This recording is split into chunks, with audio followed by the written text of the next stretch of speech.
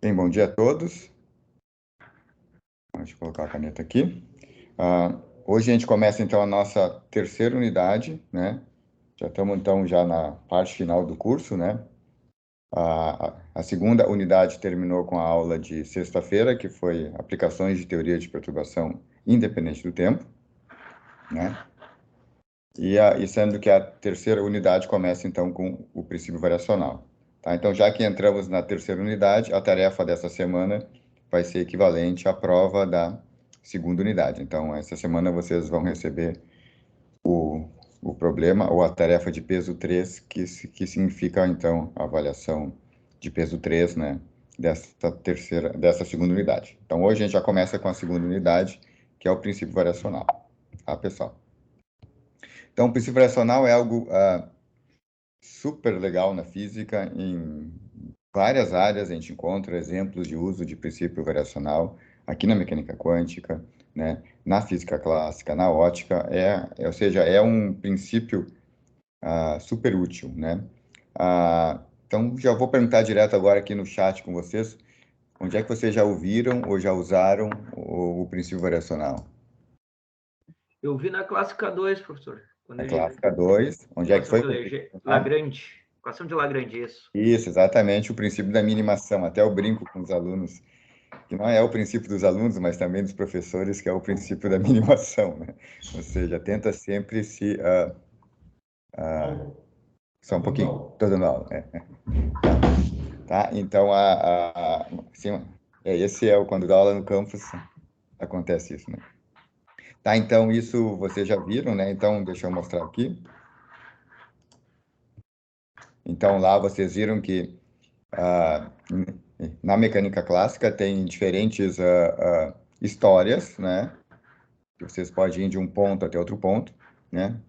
E a trajetória real vai ser aquela que minimiza a ação, tá? Então, a ação é um funcional que depende da história. Então, tem várias histórias, mas eu não chamo de trajetória, eu chamo de possíveis histórias. Depois a quântica usa esse conceito, né? Então, diferentes modos de eu chegar de sair de um ponto aqui, eu estou numa posição, digamos, a x1 no tempo 1, eu quero chegar na posição x2 no tempo 2. Então, tem diferentes maneiras de chegar até lá, né? Então, isso, na verdade, é uma trajetória, que é chamada Q de T, lá na mecânica clássica, né? Então, então se faz uma funcional. O que é uma funcional? Mas eu transformo essa função. Quem são a função? São os Q de T, são as possíveis histórias, né? Pode ser X de T também, é só que na mecânica clássica a gente usa Q, né? Então, uma máquina que transforma uma função, isso aqui é uma função, num número, é chamado de funcional. Tá? E o funcional típico é ação. Ação, na verdade, ela é uma integral, né? Que ela vai, então, ou seja, que ela vai no tempo t, integrar desde t1 até t2, que são as condições aqui no tempo 1 e no tempo 2, né? De alguma função de Q e Q ponto, né? Que vocês conhecem, é o lagrangiano, né? Mas o fato é que isso aqui, na verdade, é uma função, e o que sai aqui é um número. Tá? Então, o princípio variacional é baseado em funcionais. Tá? E aí, de todas as possíveis funções, aquela que torna a ação estacionária ou que minimiza a ação é a trajetória clássica. Então, vocês já viram isso. Então, vai ter algo muito parecido aqui na mecânica quântica. Vai ter uma funcional, vai ter uma função, né? E nós vamos provar vários teoremas com relação a isso, tá? Então, só lembrando, então, que a funcional é uma máquina que transforma a função no número. A gente já usou esse conceito lá quando a gente estudou a notação de Dirac, né? E o conceito aqui, que é um pouco mais complicado para vocês entenderem, mas que vocês já usaram, é a derivada funcional. Tá? Então, para tornar a ação mínima ou máxima estacionária, se faz uma derivada funcional, e a derivada funcional da ação igual a zero, né? Isso você chega nas equações de Euler-Lagrange, que nada mais é do que as equações de Newton. Tá? Então, as equações de movimento. Então, a trajetória clássica. Tá? E aqui o conceito que se faz é o conceito de derivada funcional. Então o que é uma derivada funcional? Eu tenho... ou seja, a gente tem vários tipos de derivada, pessoal. Então, tem a derivada total, que é esse símbolo, né? Tem a derivada parcial, que é esse símbolo. Agora, nós vamos usar esse símbolo para a derivada funcional. Opa. Então, esse símbolo aqui, com essa delta aqui, é chamada derivação funcional. O que é derivada normal? Tu pega uma função, né? Ou seja, uma derivada normal tem um x, tá? Eu simplesmente coloco um epsilon nesse ponto, subtraio de f de x. Isso aqui vai me dar, então, a derivada que vocês conhecem, né? A derivada funcional, nada mais algo parecido, só que esse f, no lugar de ser uma função, é uma funcional. Então, pega uma funcional, a gente coloca f maiúsculo. Geralmente, na funcional, a gente coloca um colchete quadrado, tá? E aqui entra uma função. Tá? Essa é uma funcional. Funcional é que entra, isso aqui me dá um número, né? Então, a derivada funcional, o que é? Eu pego a f de x mais um certo delta, mais um delta de função. Não é um número aqui, esse epsilon. Então, mais um delta de função. Deixa eu apagar aqui que está muito... De novo. Então, aqui é f, parênteses quadrado é funcional, e aqui entra uma f de x, tá? Isso aqui é funcional. Tá? A derivada funcional, que seria isso aqui.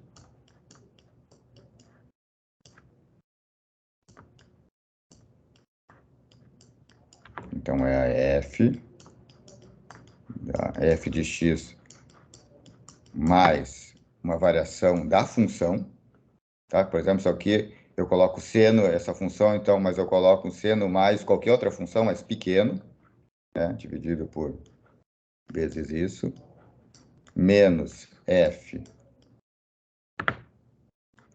de x, divididos por delta f. No limite que esse incremento dessa função que eu coloco lá é algo muito pequenininho, tá? Então, essa é a derivada funcional, tá?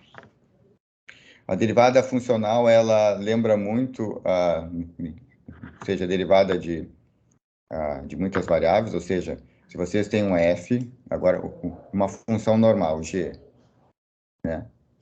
Que depende, digamos, de Q1, Q2, até Qn, tá? Então, eu posso fazer as derivadas parciais que vocês conhecem, dg, dq1, dq2 até dqi. Tá? Eu posso fazer isso. Agora, eu vou pensar que essas minhas n variáveis, na verdade, elas são, na verdade, que esse q de i, na verdade, onde q digamos, é um índice inteiro, que eu tenho 1, 2, 3, n variáveis, eu posso dizer que tem um contínuo de variáveis, posso dizer que é um q de x, onde x é real, né? Então, isso aqui, na verdade, é inteiro. E esse aqui, o índice, pertence aos reais. Tá? Então, essa minha g, na verdade, que depende não dos q's de i, onde eu enumero, mas do q de x, que é uma função, isso é uma funcional. Opa, aqui é o q de x. Tá? E essa derivada parcial, na verdade, é a derivada funcional. Só que no lugar de ser de q de i, é o q de x. Tá? Aqui tem que colocar o x aqui, então aqui tem que colocar o x aqui. Tá? Porque a variação depende para cada ponto x.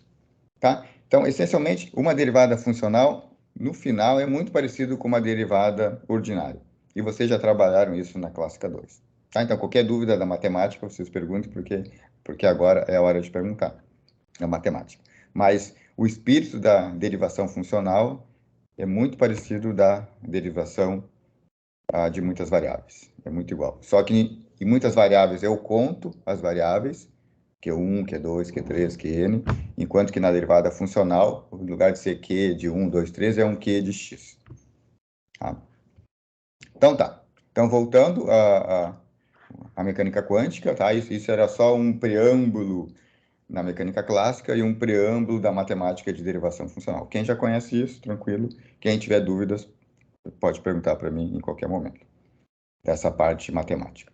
Então, voltando à mecânica quântica.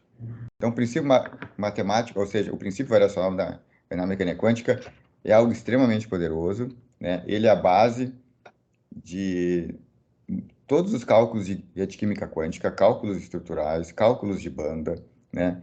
A chamada densidade, a teoria da funcional, a densidade, que é chamada Density Functional Theory, é baseado nesse princípio.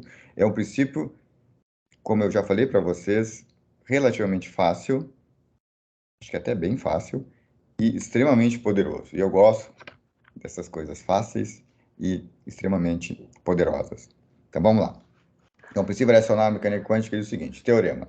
Seja H o hamiltoniano de um sistema quântico. Interessante que pode ser qualquer sistema quântico. Não tem que ser algo simples, não tem que ser um átomo de hidrogênio, pode ser um DNA, pode ser uma célula, tá? Pode ser qualquer coisa. Tá? E seja E de φ o valor esperado da energia. Então, eu pego esse hamiltoniano e faço o sanduíche dessa maneira. O sanduíche pode ser que essa função aqui, ou seja, que é a função de onda, né, de um sistema de many body, de muitos corpos, né?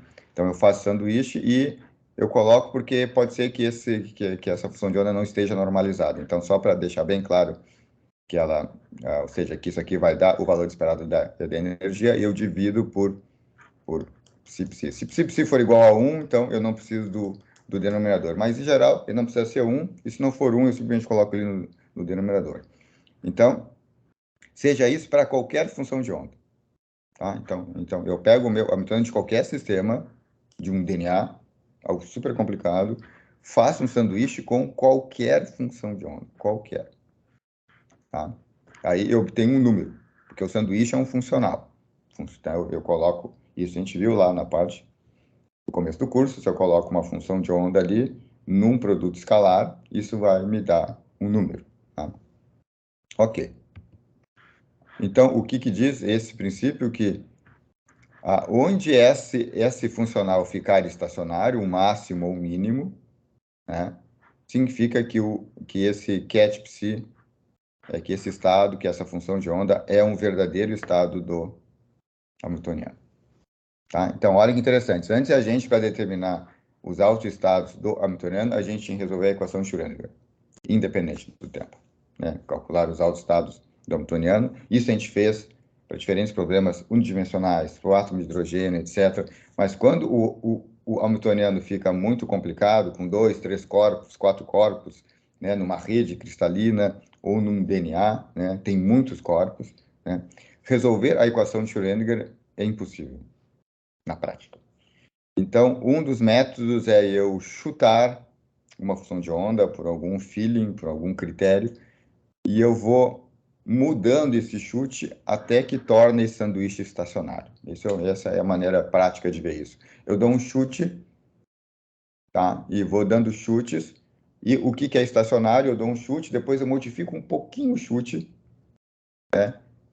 Então, eu pego esse cara aqui. O que é estacionário? Eu pego o meu chute, eu calculo esse sanduíche, tá, por um dado guess, né, por um dado função de onda que eu tirei da minha cabeça, porque eu acho, por simetria, é interessante. Tá? E se eu pego agora e faço esse chute e mais uma pequena variação nesse chute, faço uma pequena variação, soma ali, multiplico um pouquinho a função de onda, se isso for igual, então esse meu chute é um verdadeiro estado do hamiltoniano. Olha que interessante. Claro que coloca toda cálculo de química quântica, etc., como algo quase como mais uma arte do que ciência, que eu tenho que chutar bem e eu tenho que testar se esse chute cola ou não, vendo se a variação, ou seja, isso significa o quê? Quando isso é igual a isso, significa, então, que a derivada funcional da energia com relação a essa variação que eu coloquei é igual a zero. Tá? Isso quer dizer, então, a funcional estacionária. Isso significa ou máximo ou mínimo da funcional. Para ver se é máximo ou mínimo, eu tenho que calcular a derivada segunda, como vocês sabem, né? Para ver a concavidade, se é máximo ou mínimo. Ok. A prova, então, desse teorema, extremamente simples e, de novo, extremamente poderoso. Então, está aqui o sanduíche, né? Então, eu vou fazer a derivada. Primeiro eu passei isso aqui para o outro lado. Agora eu vou fazer a derivada funcional. As regras da derivada funcional são as mesmas da derivada ordinária. Ou seja, a derivada do produto é a derivada do primeiro vezes o segundo, o primeiro, derivada do segundo, todas aquelas regras funcionam. Então, vamos derivar os dois termos. Então, fica derivada do primeiro vezes o segundo, mais o primeiro vezes a derivada do segundo, igual, e aqui no outro lado, a derivada desse bicho, desse sanduíche. Tá? Então, aqui então, essa derivada desse aqui, tá, de novo, a derivada do primeiro vezes o segundo, mais o primeiro vezes a derivada do segundo. Tá? Aqui, eu só repito, então, isso aqui é igual a isso aqui, simplesmente usando a regra da derivada. Tá? E aqui eu também faço a mesma coisa, derivada do primeiro vezes o segundo, e aí a derivada do primeiro vezes a derivada do segundo. H tu não deriva porque ele não depende da função de onda. A variação aqui é com relação à função de onda. Tá? Bem, aqui só uma anotação, a derivada do ket significa um ket derivada, né? É só a questão de notação, né?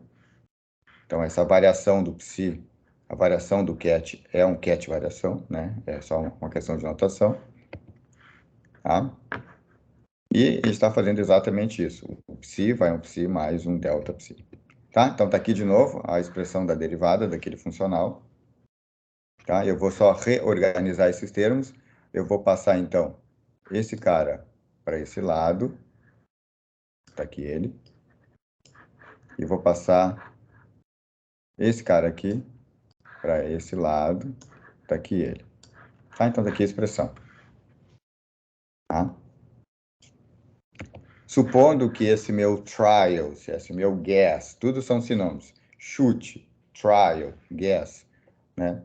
Supondo que ele tenha a norma finita, ele tem que ter. Então, isso aqui é diferente de zero. Pode ser 2, 3, não tem nenhum problema. Né? Se for 1, simplesmente está aqui é 1. Então, se isso aqui for diferente de zero, então, se esse cara aqui for zero, sei somente se essa soma aqui dá zero.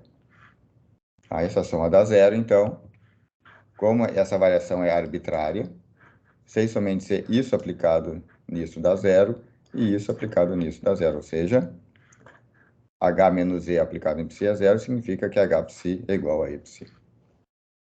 Tá? Então, aqui mostra, então, o teorema que, para qualquer sistema quântico, né, se o estado que vocês pensarem tornar a funcional energia estacionária, então, esse estado que vocês pensaram é um verdadeiro alto estado do Hamiltoniano many-body, do Hamiltoniano complicado. Tá? Então, de novo, essa é a estratégia que se faz para se tentar ter uma informação de sistemas complicados. Por quê? Porque resolver a equação de Schrödinger para sistemas complicados é muito complicado, né? A gente mal consegue resolver uma equação de Schrödinger para o átomo de hélio, como a gente vai ver daqui a pouco. E para o hidrogênio, tudo bem, mas para o átomo de hélio já complica um pouco. Então, a gente tem que usar esses métodos variacionais para átomos maiores que hidrogênio, mais complexos que hidrogênio.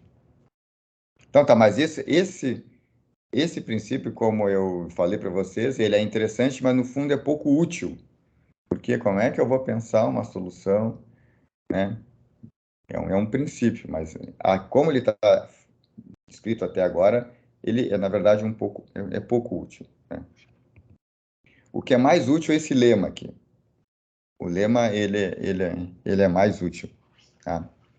Então, de novo, o que a gente sabe aqui? A gente sabe desse teorema, de novo, tá? Vou deixar bem claro o teorema. Tá? seja esse funcional, esse sanduíche, o que torna esse sanduíche estacionário é um verdadeiro alto estado de Hamiltoniano. Mas quem? Estado fundamental? Estado excitado? Quem? Só mostra que é um verdadeiro alto estado do Hamiltoniano. Tá, mas o que torna mais útil é esse lema aqui. Isso sim, o lema sim é extremamente usado pesadamente na química quântica, né? O lema diz o seguinte: se eu chutar qualquer estado, qualquer função de onda, o resultado dessa máquina disfuncional é sempre maior ou igual que a energia do verdadeiro ground state do sistema. Tá? Então, se eu quero saber qual é o ground state um DNA, né, o estado fundamental de configuração eletrônica de um DNA, esse teorema me diz que qualquer sanduíche que eu faço vai ser sempre maior que o verdadeiro. Tá? Bem, aí qual é a tática? Eu vou chutando vários e eu vou pegar sempre o resultado menor. Porque quanto menor, né, ele sempre está mais próximo do verdadeiro. João, lema é uma consequência de um teorema. Né? Consequência de um teorema. Então tá.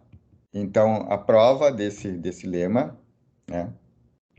Ou seja, não há uma hipótese adicional, ele é consequência do teorema que a gente demonstrou. Mas, em todo caso, a demonstração desse lema é o seguinte, tá? Então, seja o sistema, seja faz de conta que eu sei... é um corolário, isso, exatamente. A consequência é. Na verdade, é isso mesmo, está certo, Edwin. É o corolário que é a consequência do teorema. Né? Bem, então, lema... O que é lema, então, pessoal? É que eu pensava que fosse também a consequência de um corolário. Bem, vocês procuram aí na internet e coloquem no chat aí. É que eu pensava que ele era consequência de um teorema, mas tá certo, Edwin é o corolário que é a consequência. É. Aí vocês procuram aí, quem tiver alguma novidade, coloca aí no chat, depois eu procuro. Mas é interessante a questão, Edwin. De repente pode ser um sinônimo ou pode ser realmente uma sutileza, né, matemática. Tá, a demonstração desse lema é o seguinte. Seja, então, os autoestados verdadeiros, então, são autoenergias e autoestados do Hamiltoniano. Então, do Hamiltoniano geral, de man-body, né? Então, vamos só supor que existe, só que a gente não sabe como calcular, e eles formam uma base ortonormal. Tá? Então, estamos supondo isso aqui, então. Tá? E esse meu chute, vamos ver aqui, diz a Felícia, segundo a Equipé, lema é um teorema que é utilizado como passo intermediário para provar outro teorema mais importante que lhe sucede. Lema é um teorema que é utilizado... isso não ajuda muito, mas explica tudo. Então, lema é um teorema, no fundo é isso, né? Lema é um teorema que é utilizado como passo intermediário para provar outro teorema.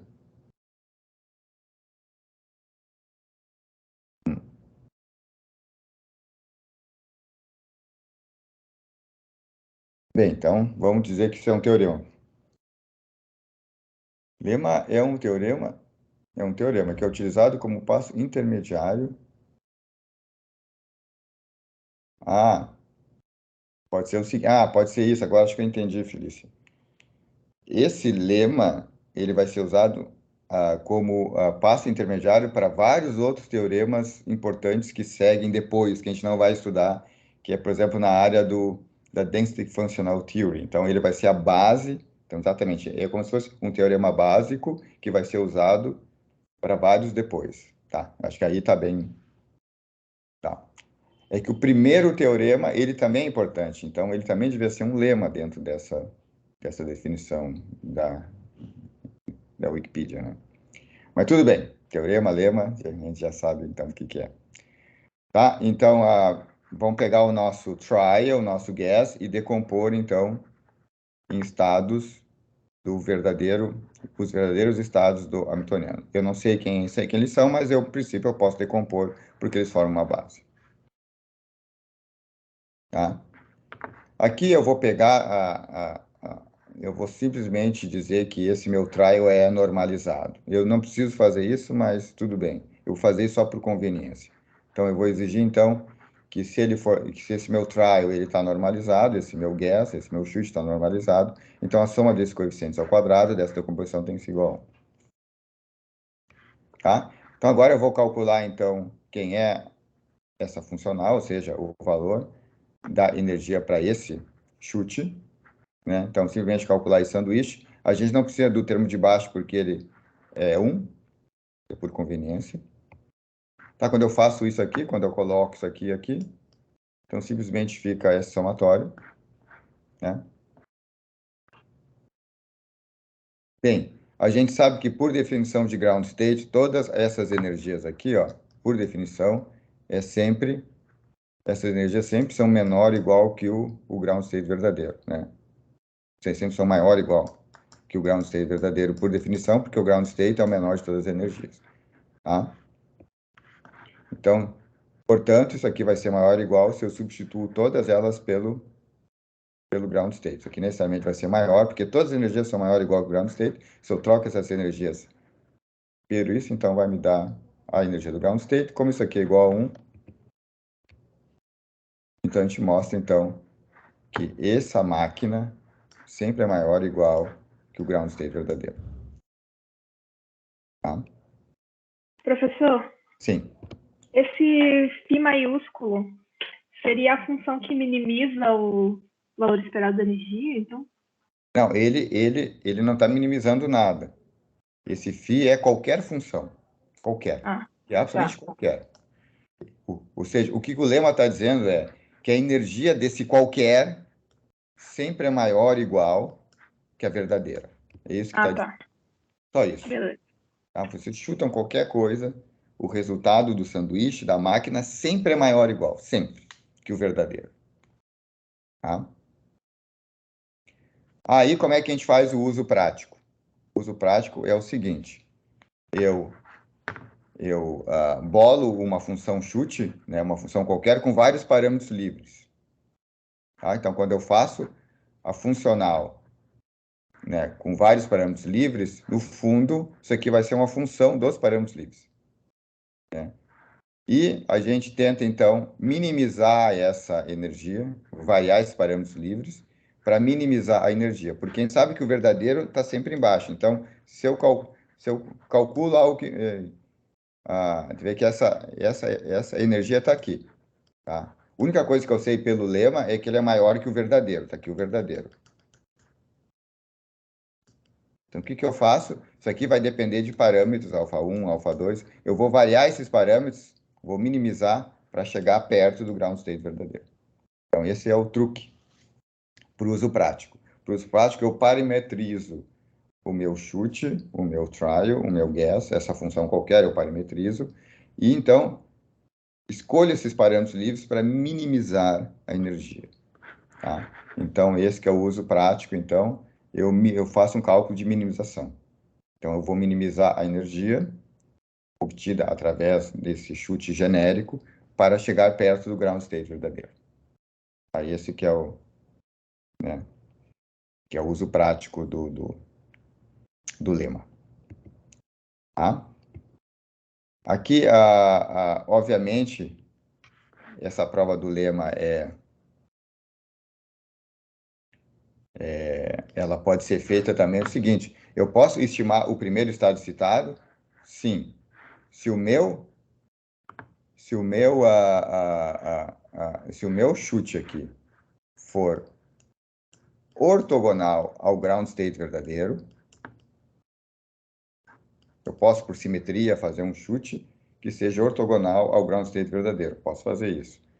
Então, significa, então, que esse cara aqui não parte de zero, então significa que o C0, que seria o C do ground state, é zero, não tem componente.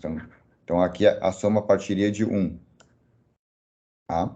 Porque não teria o coeficiente do ground state. E aí, nesse caso, como eu excluo o ground state, já que ele não está aqui, já que ele é ortogonal, já que o chute é ortogonal, nesse caso, então, todas as energias vão ser maior ou igual que o primeiro estado citado, tá? Chamado de estrela, primeiro estado citado. Então, isso aqui vai dar a mesma conta.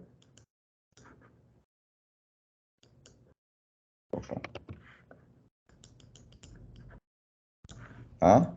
Então, eu posso, sim, estimar o primeiro estado citado, sim.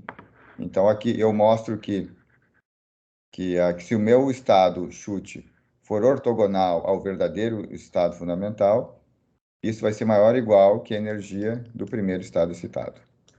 Tá? Então, sim, eu posso usar o teorema variacional não só para estimar energias de ground state, mas também energias de estados excitados, desde que o chute seja ortogonal ao verdadeiro estado excitado. Eu posso estimar o segundo estado excitado? Posso, desde que o meu chute seja ortogonal ao ground state e ao primeiro estado excitado. Posso estimar o terceiro estado excitado? Posso, desde que o meu chute seja ortogonal ao ground state, ao primeiro e ao segundo estado excitado, e assim por diante. Então, em princípio, eu posso estimar todos. Tudo depende da qualidade do chute. O mais fácil é o estado fundamental. Então, tá. Então, vamos ver um exemplo do oscilador harmônico, né? Então, vamos obter a energia do estado fundamental do oscilador harmônico. A gente sabe quanto vale. Quanto é que vale a energia do estado fundamental de um oscilador harmônico, né? Então, só um pouquinho que o professor, por definição, o grau 3 já seria o menor estado de energia. Sim, exatamente. Por que, então, precisamos provar esse lema? Não, mas... porque o resultado dessa conta, Edwin, pode ser qualquer resultado. Na mecânica quântica só existe uma energia mínima, que é chamada ground state, mas quem diz que esse funcional aqui, tu tem que mostrar que esse sanduíche tem que ser algo mais ou menos consistente. Então, tem que ser demonstrado que esse sanduíche vai dar, né? Mas no final tá certo. Eu acho que se tu entende sem demonstrar, porque esse sanduíche significa o valor médio da energia. Se o estado fundamental é o menor de todos, portanto, esse valor médio tem que ser maior que o mínimo. Também eu acho que pode ser uma demonstração simplesmente conceitual, Edwin, tá certo? Essa aqui, pode ser, então, tu está 100% certo, Edwin. Se a gente está realmente calculando a energia média, ela obviamente tem que ser maior que a menor delas. Tão simples quanto isso, tu está 100% certo, Edwin. Então tá. Então, voltando, a gente sabe já o resultado, H cortado sobre 2, mas vamos conferir para ver se está certo, tá? Então, vamos brincar aqui. Então, o trial que eu vou fazer para ter, vai ser essa função de onda aqui, vai ser essa função de onda assim, e o parâmetro variacional vai ser esse B aqui. Esse B é chamado parâmetro variacional. Se eu faço B tendendo a zero, você pode fazer um gráfico do Python de uma gaussiana com B tendendo a zero, isso aqui vai me dar algo bem largo. Se o B tende a infinito, vai dar uma coisa bem picuda. Tá? Então, esse B que vai determinar a largura da gaussiana. Tá? A largura da gaussiana, sigma, é inversamente proporcional a B aqui. Né? Essa largura aqui. Tá? Então, tá. Então, vamos tentar estimar, então, a energia do ground state, usando como trial isso. Aqui, a gente está usando o valor exato, mas a gente poderia usar outros trials. A gente podia usar uma lorentziana, né? Uma lorentziana, que é parecida com uma gaussiana. A gente podia usar uma exponencial assim. A gente podia ter usado algo que vai a zero, um seno, e depois... Qualquer coisa a gente pode usar. Qualquer coisa. Tá? Aqui, só para conferir, nós estamos chutando o exato, porque a gente sabe que o exato é uma gaussiana. Tá? Então, estamos chutando o exato. Só para testar o método. Tá? Mas pode ser qualquer trial, qualquer. Tá? Então, vamos lá, vamos calcular esse sanduíche. Né? Aqui a gente pode determinar o A tal que normaliza esse trial, ou a gente pode deixar sem nenhum A aqui e fazer essa conta colocando no denominador, tanto faz.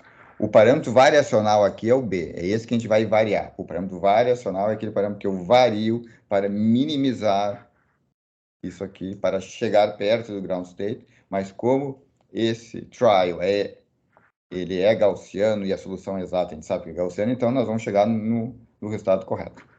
Então tá. Então aqui é uma questão de fazer conta, a gente tem que fazer essa, ou seja, esse cara aqui de baixo é a integral, né, dessa função aqui, e na menos bx quadrado, vezes e na menos bx quadrado, vai me dar e na menos 2bx quadrado. E esse sanduíche eu tenho, é a função, né, tá aqui a função, tá aqui a função, e tá aqui o hamiltoniano do sistema, tá? Nesse hamiltoniano do sistema eu tenho a parte cinética e a parte de energia potencial, tá? Vamos pensar o que acontece. Pessoal, quanto mais larga for a função, qual o termo que ganha? A energia cinética ou a energia potencial? Pensa um B bem grande. Então, essa parte aqui, ó, acontece o quê? Ela sobe ou diminui com... Pensa em termos da energia potencial. Quanto mais larga for a função de onda, maior vai ser a energia potencial, né? Agora, pensa em termos de derivada. Quanto mais larga, menor é a derivada, então menor é a energia cinética. Então, se eu diminuo o B, eu aumento a largura do trial, eu aumento a energia potencial e diminuo a energia cinética. Se eu faço o contrário, se eu aumento o B, a função fica mais picuda, portanto, a derivada sobe e a energia potencial cai. Então, vai ter um meio termo que é exatamente que é a solução exata. Então, tá. Então, vamos fazer essa conta, então. Tá aqui essa conta que a gente tem que fazer, tá? A única coisa que a gente vai usar são essas integrais, que a integral da gaussiana é raiz de π sobre A, e a integral de x quadrado vezes a gaussiana é raiz de π sobre A, tá aqui. Então, é só fazer essa continha, pessoal, tá? Então, não tem nada muito emocionante de fazer essa conta, simplesmente tem que pegar isso aqui, derivar duas vezes, né? Que exatamente dá esse primeiro termo. E tá aqui o segundo termo, que é isso aqui, vai para frente e fica dx, esse vezes esse, daí na menos 2 e bx quadrado, x quadrado. Tá? É uma continha simples. Então, aqui eu tenho essa integral aqui, tá aqui. Ela aparece aqui de novo. E aqui aparece ela sem nada. Então, aqui em cima aparece essas integrais que estão do quadradinho abaixo, tá? Então, é só fazer com calma, tá? Essa integral aqui me dá isso aqui, usando essa aqui. Essa integral me dá mesmo, usando essa aqui. E essa integral me dá isso, tá? Então, simplesmente usando as integrais, coletando os termos, tá? Lembrando que o termo de baixo dá isso aqui, né? Então, fica... Esse é o termo de cima, fazendo aquelas integrais, né? E dividindo já pelo termo de baixo, está aqui, então. Então, o resultado é esse, pessoal.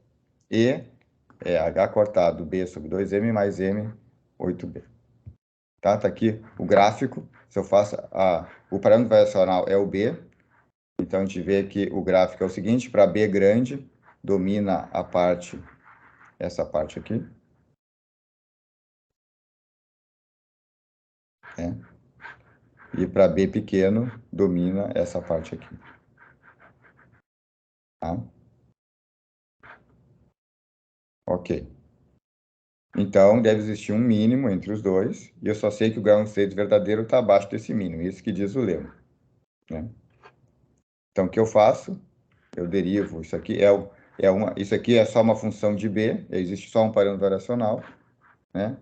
Então, eu derivo igual a zero disso aqui, então o B mínimo é mw sobre 2H. E, portanto, a energia mínima, isso aqui é o B mínimo, onde isso aqui é igual a zero. Então, portanto, a energia mínima é H cortado, colocando esse B mínimo, que está aqui, mais MW2 aqui. Então, fazendo essa continha aqui, fica exatamente H cortado W sobre 2. Então, deu certo. Tá? Como tinha que ser. Tá? E como eu falei, o primeiro estado citado, eu posso calcular também, desde que o trial seja ortogonal. Qual seria o trial que vocês fariam para o primeiro estado citado aí do oscilador harmônico? O que vocês fariam de trial?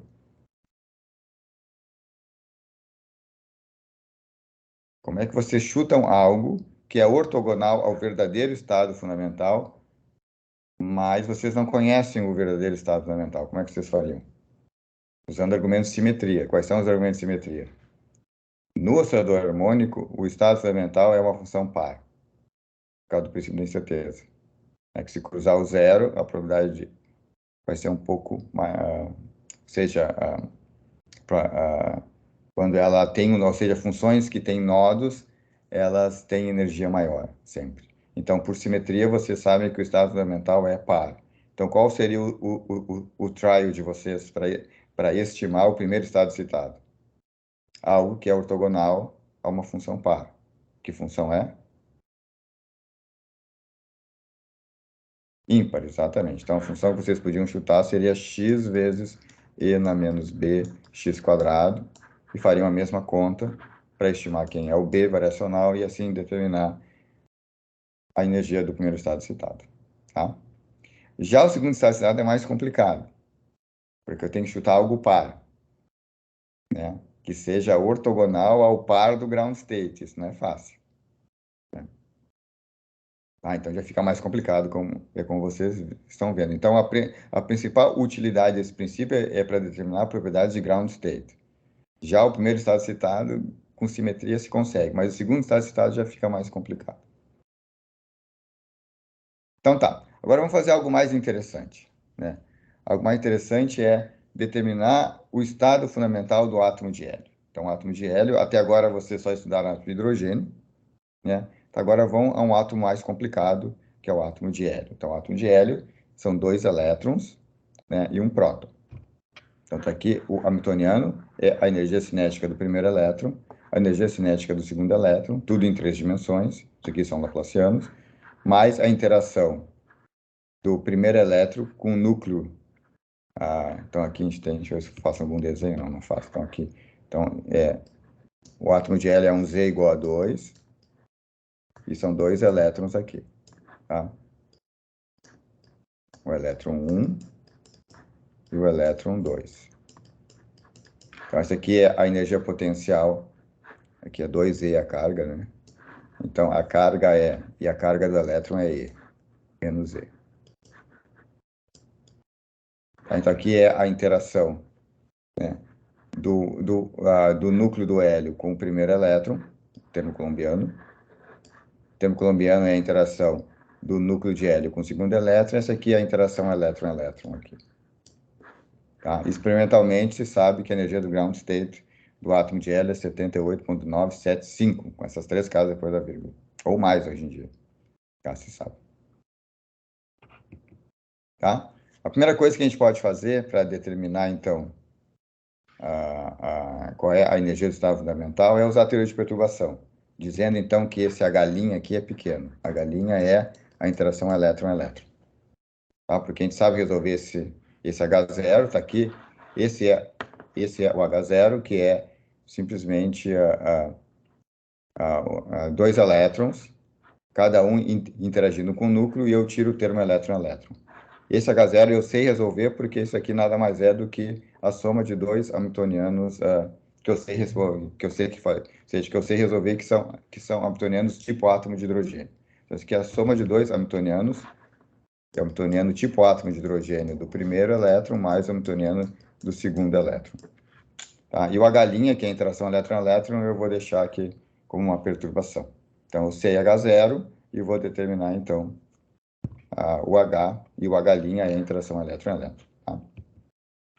Então, para átomos hidrogenóides, então, o que é? O H1 nada mais é do que um Z igual a 2,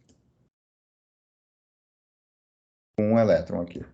Então, isso aqui eu sei, isso aqui é chamado átomo hidrogenoide. Isso aqui nada mais é do que o hélio mais. Então, as soluções de átomos tipo hidrogênio, hélio mais, lítio mais, elas são essas soluções, menos Z quadrado sobre 3,6 N quadrado. Então, quando a gente resolveu o átomo hidrogênio, a gente resolveu para Z igual a 1.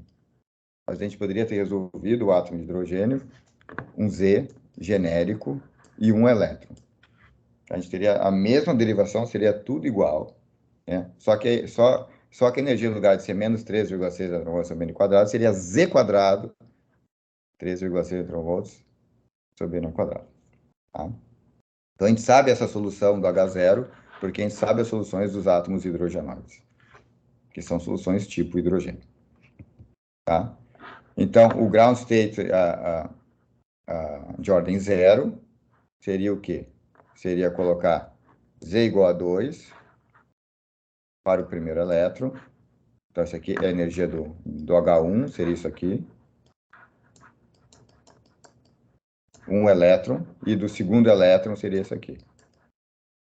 Então, seria 4 vezes 13,6. Então, em primeira ordem de perturbação, em ordem 0, desculpe, de perturbação, a energia seria menos 108,8 elétron-volts. Bem diferente do resultado experimental, pessoal. O resultado experimental é 78,975.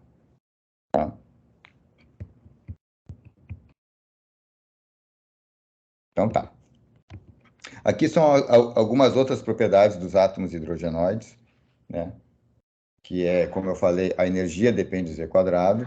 As funções de onda, por exemplo, de átomos hidrogenoides são muito parecidas, só que tem o Z aqui, R, e Z na 3 meios.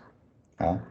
E o valor esperado de 1 sobre R no átomo hidrogenoide é a 0 sobre Z na menos 1. Isso quer dizer o seguinte, são essas regras de escala em átomos hidrogenoides, a energia cresce com Z quadrado, isso vocês têm que saber que isso é importante em outras disciplinas, né? A energia cresce com Z quadrado e as distâncias crescem com Z. Tá? Muito bem. Na verdade, as distâncias diminuem com Z. Quanto maior o Z, mais compacta é a função de onda. Tá. Então, agora, como diz, em teoria de perturbação, independente do tempo, eu faço a média da galinha entre os estados não perturbados. É isso. Tá? Então, eu vou lá.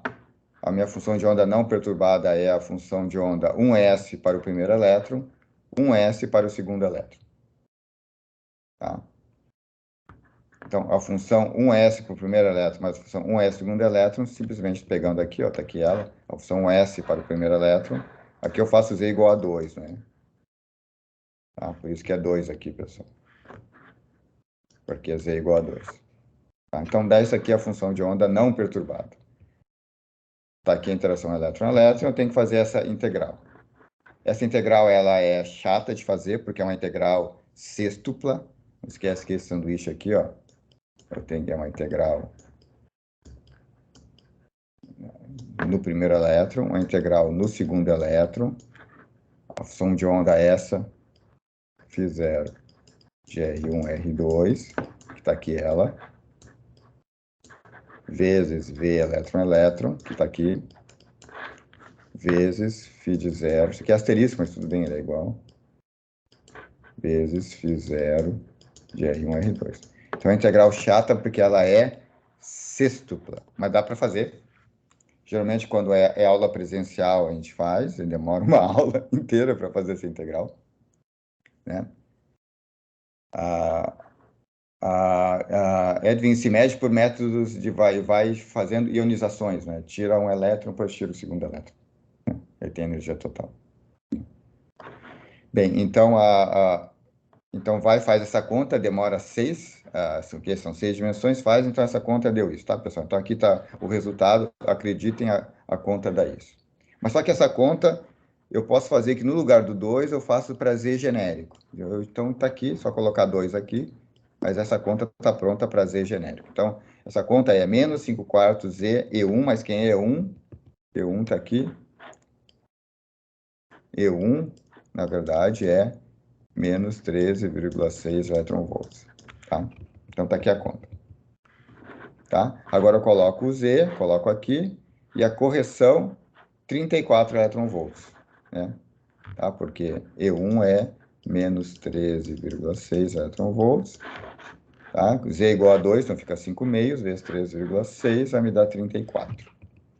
Então, qual é a energia do átomo de hélio? É a energia não perturbada, mais a correção, menos 108,8, mais 34, menos 74,8. Opa, já chegou mais perto. Quanto é que era, certo? Menos 78,9. Ainda falta. Ó, 74,8. Mas chegamos mais perto. Tá? O fato é que a interação elétron-elétron, ela é até bem grande, 34. Ela não é desprezível, ela é 30% da energia não perturbada. Ela é bem alta até. Né? E mesmo assim, a teoria de perturbação está funcionando. Por quê? Já vou explicar. Então tá aqui o valor experimental. Menos 78,975. Então ainda foi bom, mas ainda falta aí uns 4 eletronvolts aí, né? Então tá. Então, se a gente pegar o resultado de teoria de perturbação, essa aqui é a energia do sistema não perturbado, que simplesmente é esse sanduíche. E essa aqui é a correção. E eu uni H0 mais V elétron-elétron, que é o H. A gente vê, então, que teoria de perturbação é um princípio variacional, estão vendo? Então, a estimativa, essa energia aqui, vinda de teoria de perturbação, é um variacional, onde o trial quem é? Então, teoria de perturbação em primeira ordem é um variacional com trial o estado não perturbado. Olha que interessante. Então, tudo que se viu em teoria de perturbação em primeira ordem, no final tem algo mais forte atrás da teoria de perturbação, por isso que funciona tão bem teoria de perturbação para a energia, porque o que está atrás dela é um variacional. E o variacional quer dizer que é uma estimativa do ground state, muito mais poderosa que a teoria de perturbação, porque a teoria de perturbação funciona se a perturbação for pequena. Mas aqui está funcionando mesmo com perturbação grande, é 30% da energia não perturbada. E a explicação por que funciona bem, porque no fundo, teoria de perturbação de primeira ordem é um variacional com um trial específico, que é a função de onda não perturbada. Enquanto que a teoria, o princípio variacional é para qualquer trial. Eu vou manipulando para chegar cada vez onde eu quero. Enquanto que a teoria de perturbação é um variacional com um trial específico, que é o estado não perturbado.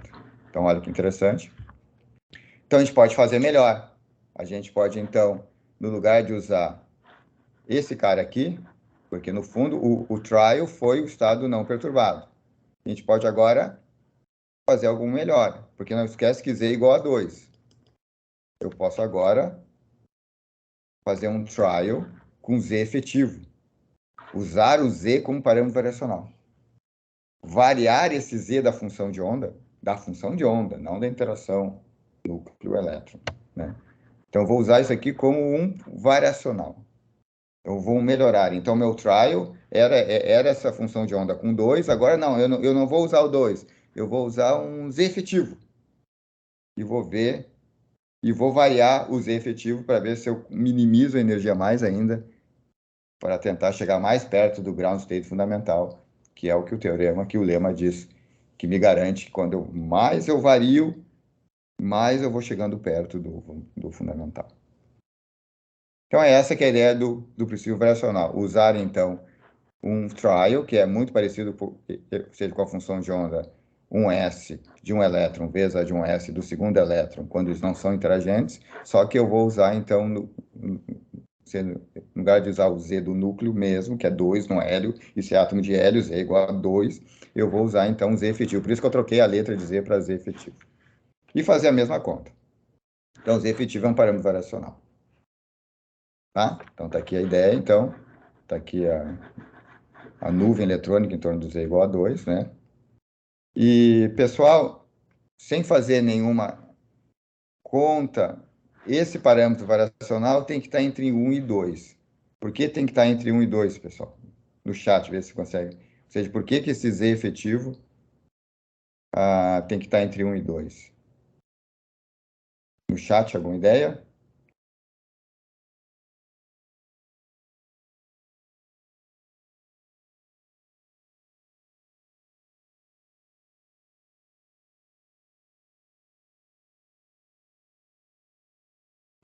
Isso é.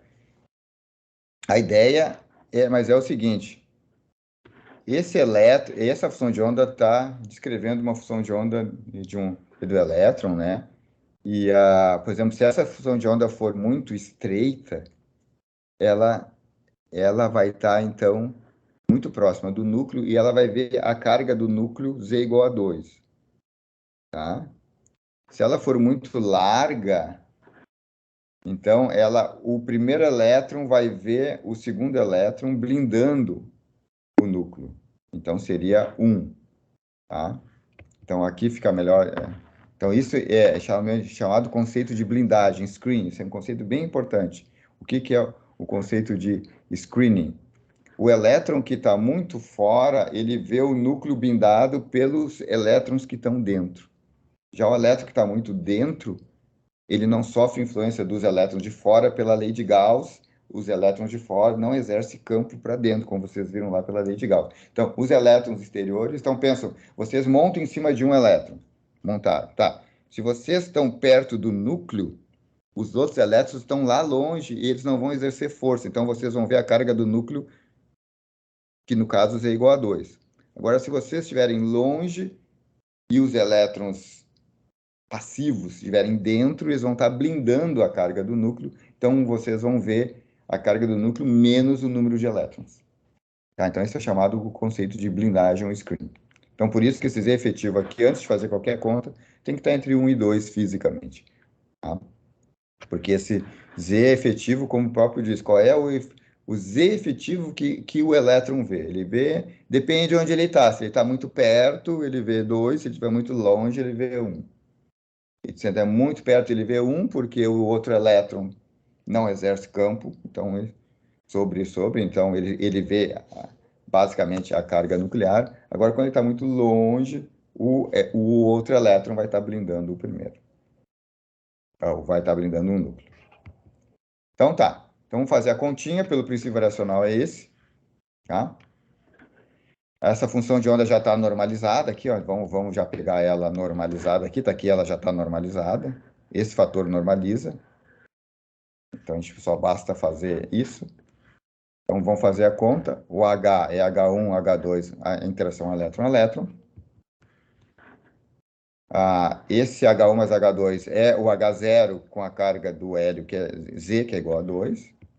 Mas eu posso fazer o seguinte, eu posso somar e subtrair um H0 que não tem o Z do núcleo como 2, mas tem um Z efetivo. Faço isso só de brincadeira matemática. Coloquei e subtraí, não fiz nada demais. Tá aqui ele, tá? Eu coloquei. Então, esse aqui é o hamiltoniano H0, onde o Z do núcleo é Z efetivo. Pois o certo é que o Z do núcleo é Z. Então, esse é o certo. Eu só somei e subtraí aqui. Mas eu sei que H0 com Z do núcleo Z efetivo é E de Z efetivo. Então, eu sei quem é esse cara. Né? Onde está aqui o HZ efetivo é exatamente colocando Z efetivo para os núcleos. Tá? Então, isso aqui vai me dar a energia do ground state para o Z efetivo. Isso aqui é a média do elétron-elétron com Z efetivo. E mais essa diferença entre os dois hamiltonianos é só a diferença das energias potenciais. Tá aqui de novo replicado. Essa conta, eu sei fazer essas médias de 1 sobre R1, 1 sobre R2. Está aqui as médias 1 sobre R. Tá? Eu sei quanto é que é a interação elétron-elétron, eu calculei lá, disse lá, é menos 5 quartos, agora Z efetivo é 1. Eu sei quanto é que a energia do estado fundamental usando Z efetivo, é simplesmente 2 elétrons vezes Z efetivo ao quadrado vezes a energia E1. Então, eu sei tudo aqui. Esse cara eu sei de funções de ondas hidrogenoides, né, que é Z efetivo sobre a zero. Então, eu sei tudo aqui. Então, o resultado fica 2Z efetivo ao quadrado, menos 5 quartos Z efetivo, fica aqui, é fácil. Está aqui ele de novo. Aí eu posso fazer um gráfico dessa energia com função do Z efetivo. Aí vai me dar um mínimo por aqui, ó. Esse mínimo vai me dar em Z efetivo igual a 1,69. Aí eu posso tirar a energia que corresponde a Z efetivo 1,69, dessa fórmula aqui, ó. Coloco aqui 1,69. Tem entre 1 e 2. E aí me dá o cálculo de 77,5 eletronvolts. Já chegou melhor, né? Lembrando, então, antes estava 4 eletronvolts, usando teoria de posição de primeira ordem, ou que significa um variacional com um trial fixo, que é o estado não perturbado, eu estava 4 electronvolts acima, né? Então, agora eu só estou apenas 1,4 electronvolts acima. Tá? Então, essa é a maneira de estimar. Obviamente, a gente não chegou no valor experimental, porque a gente tem que melhorar o trial. E hoje em dia, então, tem artigos que usam várias funções, usam 30 parâmetros variacionais, e cada vez se chega mais perto do valor experimental. Aqui só se usou um trial, um parâmetro variacional, que é a carga efetiva que tem a ver com a blindagem, mas eu posso modificar a função de onda de várias maneiras, né? E tem artigos recentes ainda, de alguns anos atrás, fazendo cada vez mais, ou seja, introduzindo novos parâmetros variacionais para cada vez chegar mais perto do resultado experimental, 78,975. Tá? Então, aqui só para mostrar a utilidade, então, do princípio variacional para calcular energias de ground state de sistemas físicos, né, como o átomo de hélio, mas hoje em dia se usa isso para determinar a estrutura de moléculas, né? Como é que eu sei o ângulo entre o átomo e o outro? Então, eu vou lá, na função de onda, eu vou colocando lá essas ligações químicas com parâmetros variacionais e minimizando até chegar. Então, tudo que se sabe de química quântica, no fundo, é baseado nesse lema, né? Que é um teorema, né, que vai ser usado nos cálculos de química quântica. Tá, pessoal? Dúvidas? Professor, tem Sim. uma. Naquela integral que o senhor disse que ia dar uma integral sêxtupla, ali eu só faço aquela integral porque eu sei que o potencial vai depender de R1 e R2, né? Se fosse só de 1R, seria uma integral tripla, no caso, isso? Exatamente. Ah, perfeito. Então, isso aqui, na verdade, é que são 2 elétrons, por isso que é a integral sêxtupla. Se esse V é elétron-elétron dependência apenas de um elétron, eu poderia fazer... então, mas a integral sobre o segundo seria 1 por normalização, né? Então, só seria uma integral tripla com relação ao primeiro elétron. É exatamente isso. Daí, no caso, se fosse o lítio, seria uma integral 9, daí, no caso, né? Exatamente. Entendi. Perfeito. Mas esse conceito também se faz com lixo. Até é um dos exercícios do Griffiths. Dá para fazer o Z efetivo para o lítio também. Dá pra fazer. Até, por exemplo, para o lítio 2, para o lítio mais é fácil, porque é o mesmo trial para o lítio mais. Tu só coloca Z igual a 3, né? Mas pode usar o mesmo trial com Z efetivo, porque são 2 elétrons. Então, essa é uma função, é um trial, é uma função de onda bem útil para 2 elétrons. Então, pode ser usado no lítio mais, no berílio 2 mais, no boro 3 mais, no carbono 4 mais, assim por diante. Agora, se eu quero descrever 3 elétrons, aí eu tenho que modificar esse trial para incluir o terceiro elétron. Entendeu? Esse trial é de 2 elétrons. Se fizesse correção relativística, teria que daí fazer 2 para um para cada spin, mais 2 para cada Todas as correções estão aqui. spin órbita. Isso. Estão nesses H1 aqui, independentes. Com certeza. Esse H1 entra as correções. Mas, Rodrigo, olha as diferenças. Olha aqui, a diferença aqui, ó. Mesmo usando esse Z efetivo de 1,69, cadê? A gente está 1,4 eletronvolts ainda errado. Enquanto que esses efeitos relativísticos é 10 na menos 4, né? Eletronvolts. Então, é bem diferente, né? Olha, aqui a gente está errando por 1, enquanto que o H0 do átomo de hidrogênio a gente erra sem considerar os efeitos spin-off relativismo, erra por 10 a menos 4 eletronvolts. Tá, muito pequeno daí. Muito pequeno, exatamente. É que eu fiquei pensando que a questão do segundo definido é na transição de estado hiperfino do átomo de césio, se não me engano é isso, né? Uhum. E daí eu pensando que se que é tratado com teoria de perturbação, como é que consegue garantir a precisão ali nesse valor das transições, ou eu estou só viajando muito aqui? Não, porque nesse caso tudo é pequeno, então vale a teoria de perturbação de direitinho. Mas olha esse caso aqui, a perturbação, que é o caso elétron-elétron, obviamente não é pequeno. Tá aqui, ó. A perturbação é 30%, é super grande isso. Mas no final isso só funciona por causa do teorema variacional, porque pela teoria de perturbação não deveria dar um resultado tão bom. Agora já esses efeitos que tu falasse são todos pequenininhos, então é bem adequado a teoria de perturbação. Perfeito.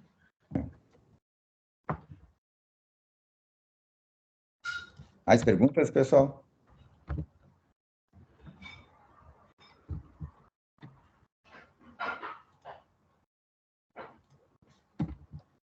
É isso, então.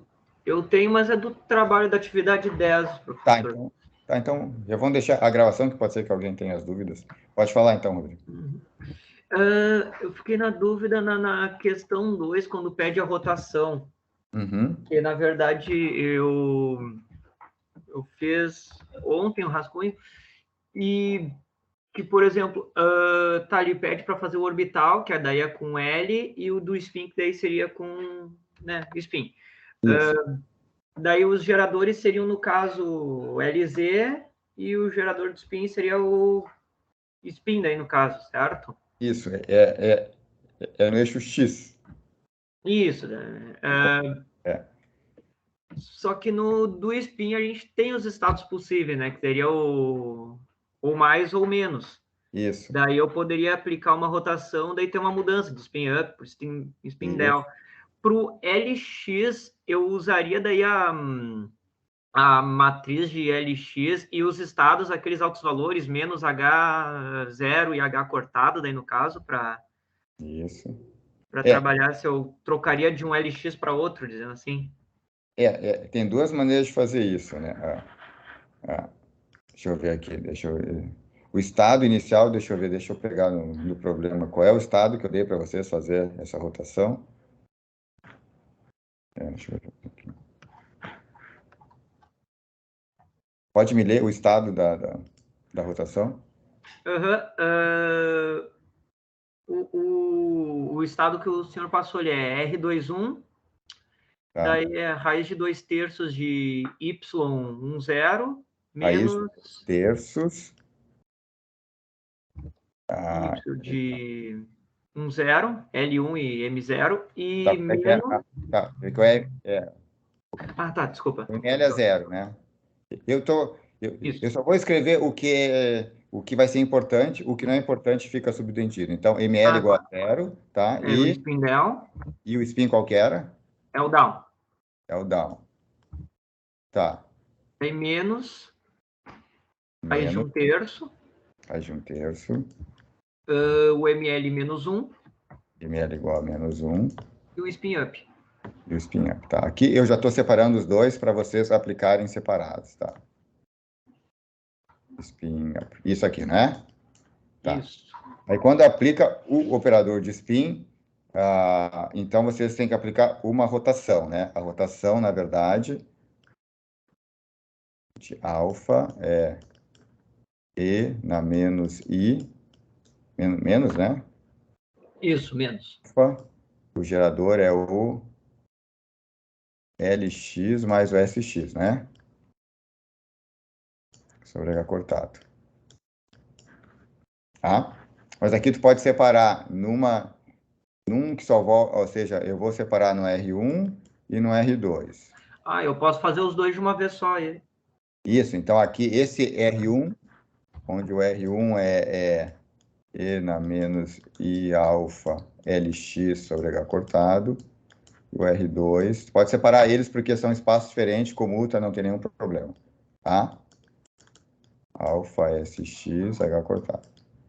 Então, quando tu aplica esse bicho aqui, ó, o R1 aplica nesse cat e o R2 nesse outro cat, tá vendo? Uhum. Tá.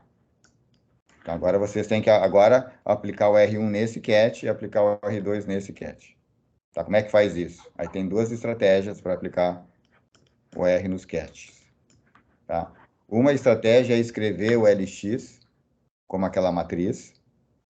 Tá?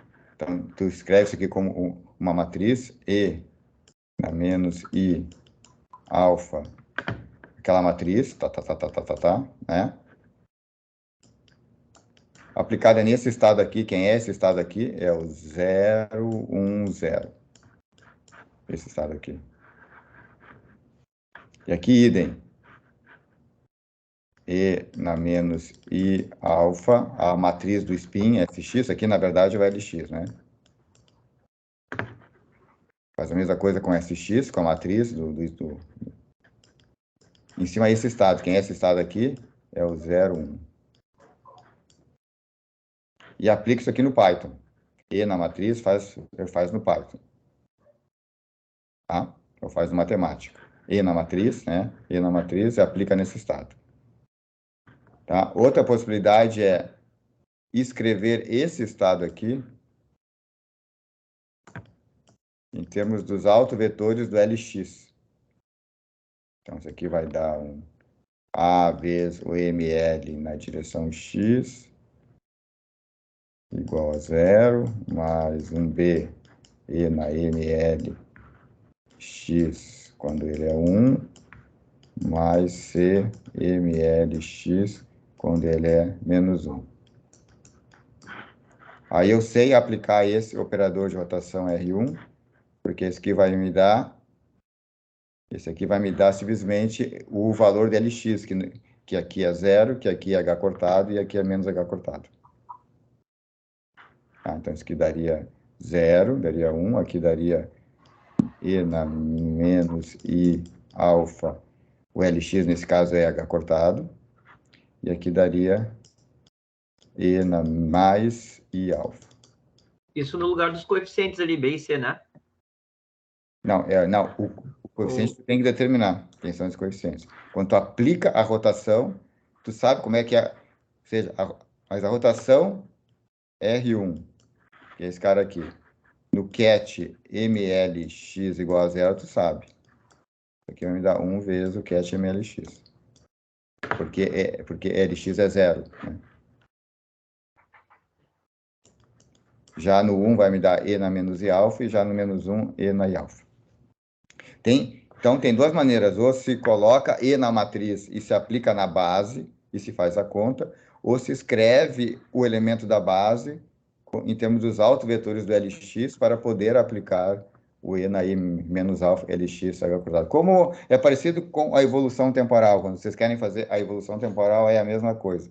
O mais fácil é escrever o estado em termos dos autovetores do Hamiltoniano. Aqui, se vocês querem fazer uma rotação em torno do eixo x, é mais fácil escrever esse estado em termos dos autovetores do Lx. Aqui é a mesma coisa, esse estado em termos dos autovetores do Sx. Ah, entendi. Não, eu pensei que era para fazer os dois ali, tá? Representar em matriz, mas... Não, vocês têm dois caminhos, ou representa tudo em matriz e faz a conta no Python, no matemática e pronto, ou escreve esses estados aqui, troca de base, porque isso aqui está tudo na base Z. Isso aqui são autovetores do LZ. Como foi dado, aquele estado que tu me citou, ele foi dado em termos do LZ e do SZ, né? Uhum. Escrever eles em termos do LX, do SX, porque fica mais fácil de aplicar a operação rotação, já que a rotação é em torno do X e não em torno do Z. É um problema chato, por isso que vale 2 pontos. Mas ficou claro como é que é a estratégia? Sim, ficou. Daí ali só no final eu tenho que fazer essa... Antes de fazer esse cálculo, eu teria que fazer essa troca da base do em Z em função de... Mas aí é naquela representação que aparece ali no Sakurai, por exemplo, que o SX é 1 raiz de 2 SZ mais o left e o right, né, no caso. Então, no fundo, tem que pegar o LX ou usar aqui no Python, no matemática, e fazer E na matriz, ou vocês pegam essa matriz, calculam os autovetores e escrevem e trocam a base. Né? São duas possibilidades. Bem, perfeito, professor. Obrigado. Então, tá mais uma pergunta, pessoal? Aí, assim como, tipo, tem que escrever os autovetores do LZ, no caso, né? Em função dos autovetores do LX, tem que escrever os autovetores do SZ em função dos autovetores do SX. Mesma Aí, por exemplo, o senhor separou ali nessa primeira linha, né? Tipo, eu tenho um cat ml igual a 0 e depois multiplicando um cat ms igual a menos 1,5. E pro outro lado, a mesma coisa. Mas, tipo, eu lembro que numa aula o senhor fez um exercício muito similar, só que só para achar os valores, né, dos operadores e as probabilidades. Aí, tipo, o senhor, por exemplo, juntou num cat só. Tipo, ficou um cat dentro, ml igual a 0, tipo, vírgula ms igual a menos 1,5. Isso significa, aqui... tipo... Não, mas aqui você vai ter que expandir esse cara aqui, que vai dar esses 3, né? E expandir esse outro cara aqui. Então, vai dar 6 termos aí, pessoal. 6. Sim, professor, mas tipo... só que, tipo, tá... Mas agora eles são divididos, né? Esses dois cats. Mas, tipo, antes, um passo anterior, eles poderiam estar juntos? Estavam juntos, mas só que se dividiu. Fica mais fácil dividir. Aí tem que dividir porque fica mais fácil. Isso, porque eu lembro que o senhor, no exemplo, tipo, colocou junto, assim, tipo, um cat só, aí, tipo, ml igual a 0, ms igual a menos 1,5. Isso. Aí, dentro de um cat. Aí, depois, agora, dá pra, tipo, dividir como se fosse multiplicar eles, entre aspas, assim. Isso, exatamente, que isso é o produto tensorial. Esse é bem mais Mas, complicado. então, dá pra colocar, assim, tipo, eles juntos e depois separar, assim, só pra... Tá, não tem nenhum problema. Tudo é um produto tensorial, não tem nenhum problema. Certo. E pro Klebsch e Gordon fica melhor, tipo, eles juntos, assim, pra visualizar, não, tipo, separado, né? Mas nesse caso aqui, tu não vai mudar de Aí base. é melhor. Sim. Digo no item A mesmo. No item A, tipo, deixar junto, assim, um cat só, ml igual a 0, vírgula, ms igual a menos 1,5. Aí depois, na letra B, separa eles para aplicar a rotação daí. Mas interessante, tu desse uma terceira possibilidade, que é fazer mudar esses estados iniciais em termos do momento angular total. Não, mas aí complica porque tu tem o JZ e isso aqui é o JX. Não, tá certo. Então não tem a terceira possibilidade. Tem que fazer uma dessas duas. Isso. Certo. Não, eu tava pensando assim, sabe? Tipo, no item A, assim como o senhor fez, deixar tipo um cat só, ml igual a 0, vírgula, ms igual a menos 1,5. E na letra B, fazer essa separação, tipo um cat vezes o outro. Uhum. Aí fica melhor para Sim. visualizar. Assim. Sim. Muito bom. Certo. Oi, prof. João aqui. Sim. Eu tava tentando fazer ontem, e aí só que eu tava fazendo somente com o SX, né? Eu não tava usando o... Posso falar? Sim, pode falar. Tá. Já estamos Eu chamando. tava usando somente o SX, eu não tava usando o L, né? Daí eu não entendi muito bem de onde que surgiu o vetor 010. Tá. Porque aquele ali, o vetor do spinor, eu tava utilizando. Mas o 010 eu não entendi onde que ele tá no estado ali da onda. É assim, ó.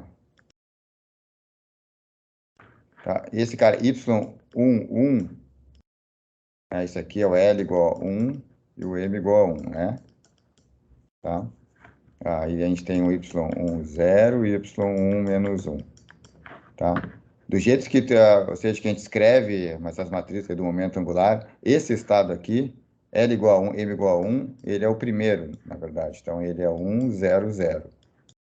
Esse estado aqui é o segundo. Isso é convenção, 0, 1, 0. Tá? A gente trabalha com essa convenção, mas poderia ter sido outra convenção. Essa é a convenção. Quando vocês montam aquela matriz, né, que ou seja, diz que LZ ele é H cortado. Quando vocês dizem que LZ é igual a H cortado 1, 0, 0, 0, 0, 0, 0, 0, menos 1, vocês estão dando esse ordenamento dos estados.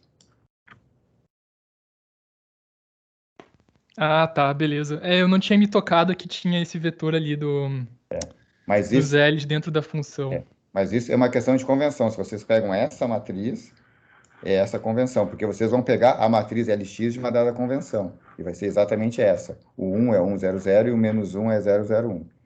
Mas é questão de convenção, a gente pode montar a matriz com qualquer convenção, mas se usa essa convenção para sempre do M positivo para o M negativo. Podia ser o contrário, do M negativo para o M positivo. Tá. Joia. Beleza. Brigadão, prof. Então, certamente vão surgir mais dúvidas, a gente faz então na quarta-feira, tá, pessoal? Tá? Tá, porque esse problema certamente vai ter dúvidas. Tá, então dúvidas adicionais na quarta, tá, pessoal? Então tentam ali que quarta a gente esclarece mais as dúvidas. Tá? Abraço para vocês todos, até quarta-feira, bom início de semana para todos. Professor, Sim. só talvez a audiência esteja meio baixa na quarta por causa da prova de TM que vai ser de manhã.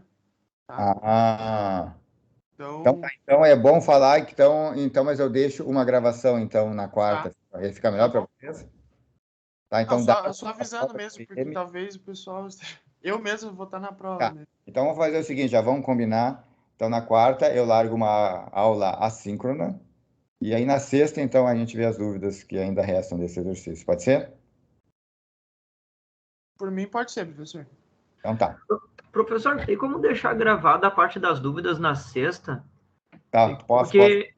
Tá, essa segunda é o meu gravada pro pessoal. Então tá, então deixo na sexta também a gravação. Ah, não, perfeito. Porque sexta eu não consigo ver, daí eu sempre perco aí alguns detalhes também importantes. Então tá. Então boa prova para vocês, pessoal, quarta-feira. Tá? Valeu, professor. Feito, um abraço. Tchau. Boa prova.